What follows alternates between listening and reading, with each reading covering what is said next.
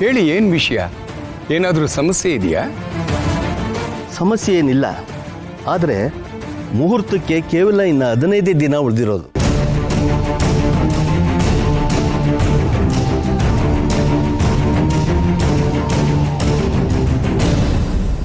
ದಿನನಾ? ಅದು ಹೇಗೆ ಸಾಧ್ಯ? 2 ತಿಂಗಳಿಗಿಂತ ಮುಂಚೆ ಯಾವುದೂ ಮುಹೂರ್ತ ಇಲ್ಲ ಅಂತ ನಮ್ಮ ಜ್ಯೋತಿಷಿಗಳು ಹೇಳಿದ್ರಲ್ಲ. ಇಲ್ಲ, ಅವರು ನೋಡಿದ್ರಲ್ಲಿ ಏನೋ ತಪ್ಪಾಗಿರಬೇಕು. ನಾನು ನಿನ್ನೆ 2-3 ಸರಿ ಚೆನ್ನಾಗಿ ನೋಡಿದ್ದೀನಿ. ಇನ್ನು 15 ದಿವಸಕ್ಕೆ ಒಳ್ಳೆ ಮುಹೂರ್ತ ಇದೆ, ಅದನ್ನೇ ಹೇಳ್ಬಿಟ್ಟು ಹೋಗೋಣ ಅಂತ ಬಂದೆ. ಆದರೆ ನಮಗೇನು ಶರತ್ ಮಾಯ ಮದುವೆ 15 ದಿವಸದಲ್ಲಿ ಆಗಬೇಕು ಅನ್ನೋ ಆ ಥರ ಏನಿಲ್ಲ. ಆರಾಮಾಗಿ 2 ತಿಂಗಳ ನಂತರ ಇಟ್ಕೊಂಡ್ರಾಯ್ತು. ಒಂದು ರೀತಿಲಿ ಯೋಚನೆ ಮಾಡಿದ್ರೆ 2 ತಿಂಗಳು ಅಂದರೆ ತುಂಬ ಲೇಟ್ ಆಗುತ್ತಲ್ವಾ? ಒಂದು ಸಲ ಮದುವೆ ನಿಶ್ಚಯ ಆದಮೇಲೆ ತಡ ಮಾಡಬಾರ್ದು ಅಂತ ಹೇಳ್ತಾರೆ.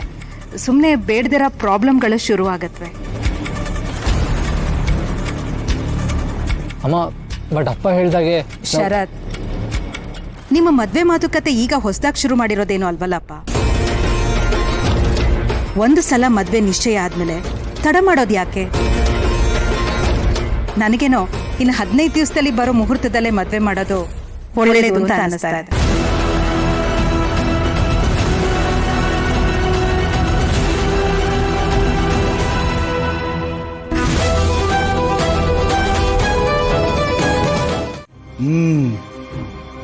ಎಡು ಮಡಿಕೆ ಪೂರ್ತಿಯಾಗಿ ಭರ್ತಿಯಾಗುತ್ತೆ. ಇನ್ನು 15 ದಿನಗಳಲ್ಲಿ ನಡೆಯೋ ಒಂದೊಂದು ಶಾಸ್ತ್ರಗಳಿಂದನೂ ಅಂಬಿಕನ ಆತ್ಮ ಕ್ಷೀಣಿಸ್ತಾ ಹೋಗುತ್ತೆ.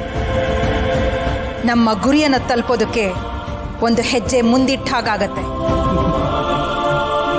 ನೀವು ಹೇಳಿದ ಹಾಗೆ ನಮ್ಮನ್ನು ತಡೆಯೋಕೆ ಯಾರ ಕೈಯಿಂದನೂ ಸಾಧ್ಯವಿಲ್ಲ. ಈ ಸಲ ನಾವು ಅನ್ಕೊಂಡಿದ್ದನ್ನ ಸಾಧಿಸ್ತೀವಿ ಅನ್ನೋ ನಂಬಿಕೆ ನನಗಿದೆ.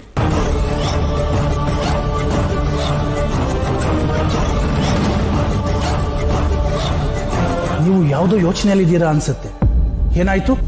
ಒಂದು ಕಡೆ ಎಲ್ಲವೂ ನಾವು ಅಂದ್ಕೊಂಡು ಹಾಗೆ ನಡೀತಾ ಇದ್ರೆ, ಇನ್ನೊಂದು ಕಡೆ ನನಗೆ ಗೊತ್ತಿಲ್ಲದೇನೋ ಅಥವಾ ನನ್ನ ಗಮನಕ್ಕೆ ಬರದೆ ಮತ್ತೊಂದೇನೋ ನಡೀತಾ ಇದೆ ಅನ್ನೋ ಅನುಮಾನನೂ ಇದೆ. ನಿಮ್ಮ ಗಮನಕ್ಕೆ ಬರ್ದಿರೋ ಹಾಗೆ ನಡೆಯೋದಕ್ಕೆ ಅದು ಹೇಗೆ ಸಾಧ್ಯ? ಅಂಬಿಕನ್ಗೆ ಸಹಾಯ ಮಾಡ್ತಾ ಇರೋ ಆ ಶಕ್ತಿ ನನ್ನ ಹತ್ರದಲ್ಲೇ ಎಲ್ಲೋ ಸುತ್ತುತ್ತಾ ಇದೆ ಅಂತ ನನಗೆ ಆಗಾಗ ಅನ್ಸುತ್ತೆ. ಆ ಶಕ್ತಿ ಅಂದ್ರೆ ಅಂಬಿಕನ ದರ್ಪಣದಿಂದ ಬಿಡುಗಡೆಗೊಳಿಸಿರುವಂತ ವ್ಯಕ್ತಿ ಬಗ್ಗೆ ಮಾತಾಡ್ತಾ ಇದ್ದೀರಾ? ಅಲ್ಲ, ಆ ಶಕ್ತಿಗೂ ಈ ಶಕ್ತಿಗೂ ವ್ಯತ್ಯಾಸ ಇದೆ. ಈ ಶಕ್ತಿಯಲ್ಲಿ ಪರಿಶುದ್ಧತೆ ಇದೆ, ಪವಿತ್ರತೆ ಇದೆ. ಯಾವ ದುಷ್ಟ ಶಕ್ತಿಗಳು ಈ ಶಕ್ತಿಯ ಹತ್ರ ಸುಳಿದಾಡೋದು ಕೂಡ ಕಷ್ಟ ಆಗಿದೆ. ಅದ್ಯಾರಿರಬಹುದು? ನಿಮ್ಮ ಹತ್ತಿರದಲ್ಲಿ ಇದ್ರೂ ನಿಮ್ಗೆ ಗೊತ್ತಾಗ್ತಿಲ್ಲ ಅಂದ್ರೆ ತುಂಬಾ ನಿಗೂಢ ಅನ್ನಿಸ್ತಿದೆ. ಅಷ್ಟೊಂದು ಪರಿಶುದ್ಧ ಶಕ್ತಿ ಅಂದ್ರೆ ಅದನ್ನು ಬಂಧಿಸೋದು ನಮ್ಮಿಂದ ತುಂಬಾ ಕಷ್ಟನೇ. ಕಷ್ಟ ಇರ್ಬೋದು, ಆದ್ರೆ ಅಸಾಧ್ಯ ಅಲ್ಲ. ಆದ್ರೆ ನಿಮ್ಮ ಹತ್ರನೇ ಇದ್ದು ಕಣ್ಣ ಮುಚ್ಚಲೆ ಆಟ ಆಡ್ತಾ ಇದೆ ಅಂದ್ರೆ ಅದು ಬಲಾಢ್ಯವಾಗೇ ಇರುತ್ತೆ. ಆ ಶಕ್ತಿ ಎಷ್ಟೇ ಬಲಾಢ್ಯವಾಗಿರ್ಲಿ, ಅದು ನನ್ನ ಹತ್ರದಲ್ಲೇ ಸುತ್ತುತ್ತಾ ಇದೆ ಅಂದ್ರೆ ಆ ಶಕ್ತಿ ಯಾವುದು ಅಂತ ತಿಳ್ಕೊಳ್ಳೋ ಕುತೂಹಲ ಇದೆ ನನಗೆ. ಆದಷ್ಟು ಬೇಗ ಆ ಶಕ್ತಿ ಯಾವುದು ಅಂತ ನಾನು ಕಂಡು ಹಿಡಿತೀನಿ. ಬಾಸು, ಪುಟ್ ಮೇಡಮು ನಿಮ್ಮ ಬಗ್ಗೆ ಕೆಲವು ವಿಷಯಗಳನ್ನ ತಪ್ಪಾಗಿ ತಲೆಯಲ್ಲಿ ತುಂಬಿಸ್ಕೊಂಡ್ಬಿಟ್ಟಿದ್ದಾಳೆ.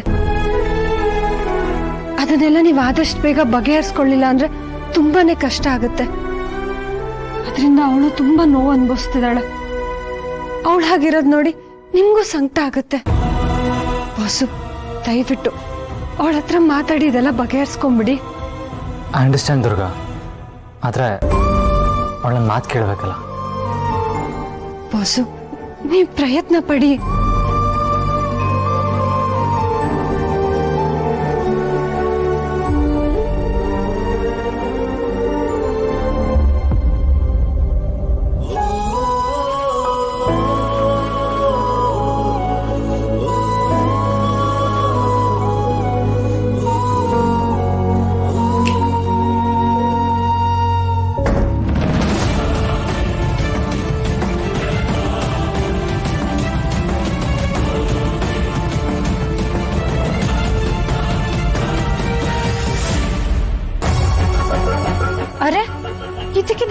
ಏನಾಯ್ತು?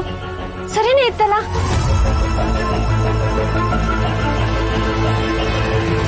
ಬಾಸು ಬಾಸು ಬಾಗ್ಲು ತೆಗೀರಿ, ಹೊರಗಡೆಯಿಂದ ತೆಗಿಯಕ್ ಆಗ್ತಿಲ್ಲ. ವಾಟ್? ಒಂದು door open ಮಾಡೋದಕ್ಕಾಗಲ್ಲ Durga?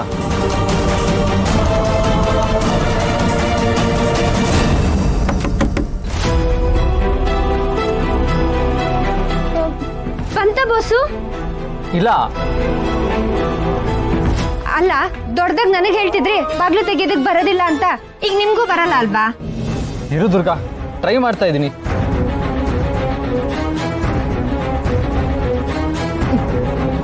Durga, door open ಆಗ್ತಾ ಇಲ್ಲ. ಅಯ್ಯೋ, ಇದೊಳ್ಳೆ ಕತೆ ಆಯ್ತಲ್ಲ. ದುರ್ಗಾ, ಆಚೆಯಿಂದ ಸರಿಯಾಗಿ ಟ್ರೈ ಮಾಡು. ಮಾಡ್ತಿದೀನಿ ಬಾಸು, ತೆಗಿಯಕ್ ಆಗ್ತಿಲ್ಲ.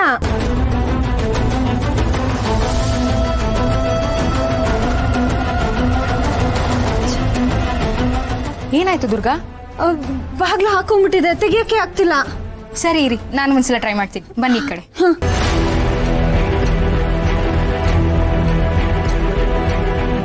ನೀವೆಲ್ಲ ಎಷ್ಟು ಟ್ರೈ ಮಾಡಿದ್ರು ಅಷ್ಟೇ, ಯಾರಿಂದನೂ ಬಾಗಿಲು ತೆಗಿಯಕ್ಕಾಗಲ್ಲ.